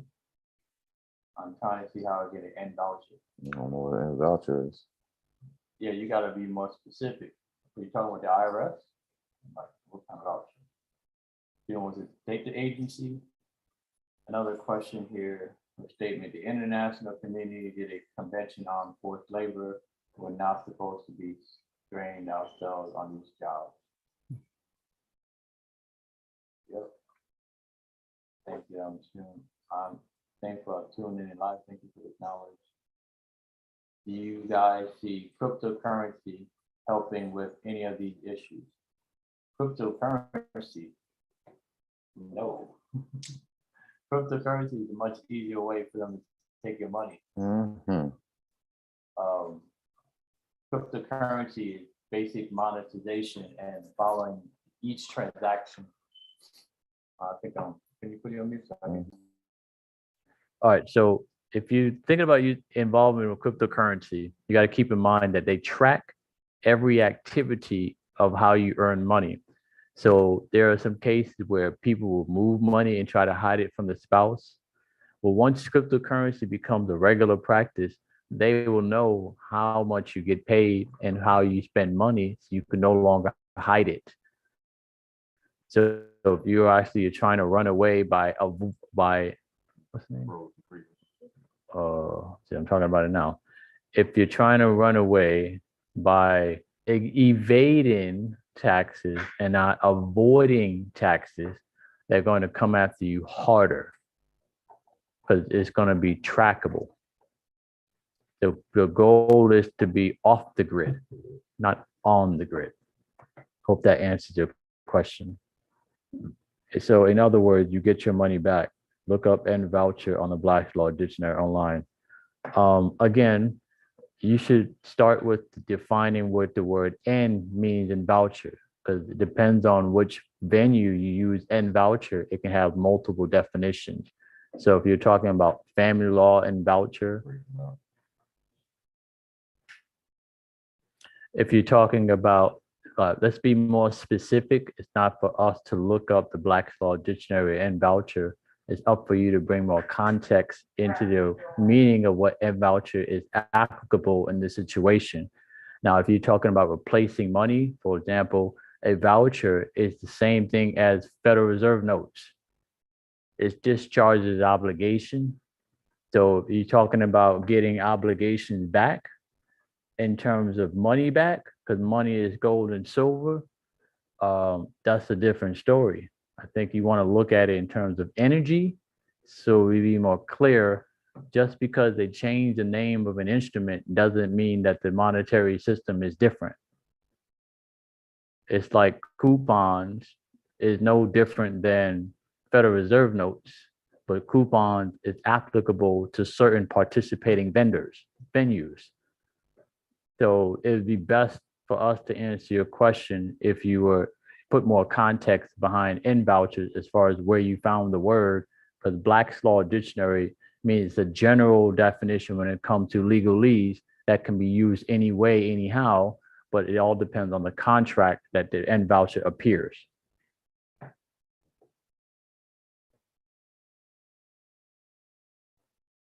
When you make a purchase with it, it is fully acquitted. So again, if you're applying to, not every participating venue will accept an end voucher because it has to be on the end voucher where all public and private debts is the legal tender. The Federal Reserve notes is a public and private legal tender accepted by all establishments.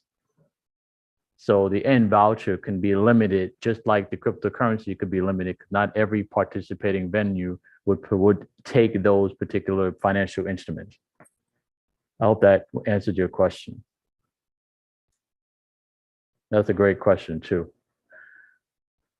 So hit that like button. Don't forget to subscribe, share. The more you could play into the matrix, the less freedom you have. Our goal is to get you out of it and stop worrying about getting refunds. Your goal is to actually invest in an establishment that's created from Morocco or from yourself, rather than the artificial entity that they control.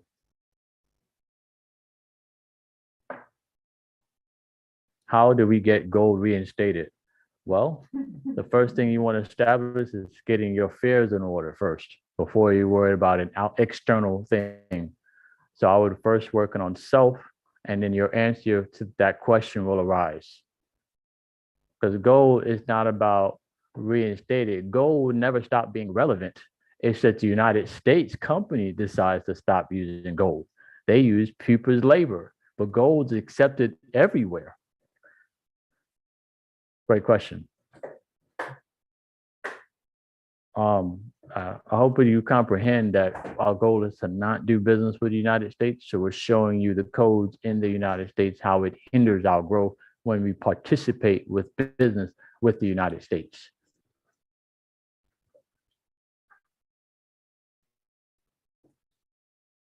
How will gold affect our energy? So what energy are you talking about? Are you talking about energy in terms of fuel or energy in terms of our personal labor? I would still be more specific on your question.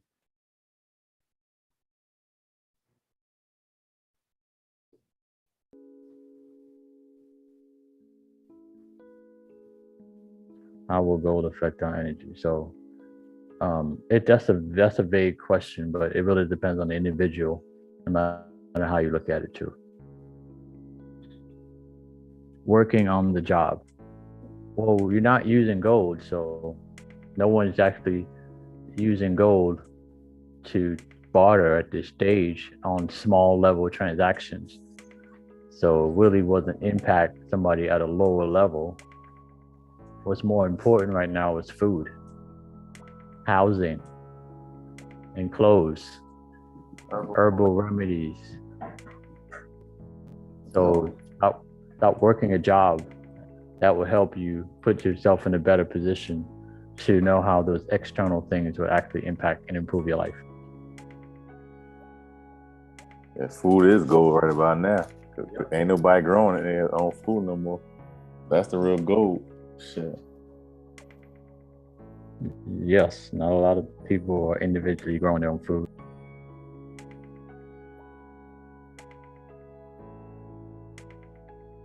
We appreciate your questions, your comments. Don't forget to visit us at www.treatyrights.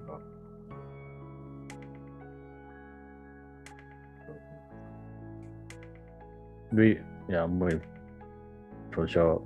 We appreciate your questions and your your visits. Don't forget to visit us at www.treatyrights.org/contact-us/input information and be descriptive on your questions and your concerns. Until then, deuces. Peace, love, everyone. Have a great night. Make sure you tip your waitresses if you're going out.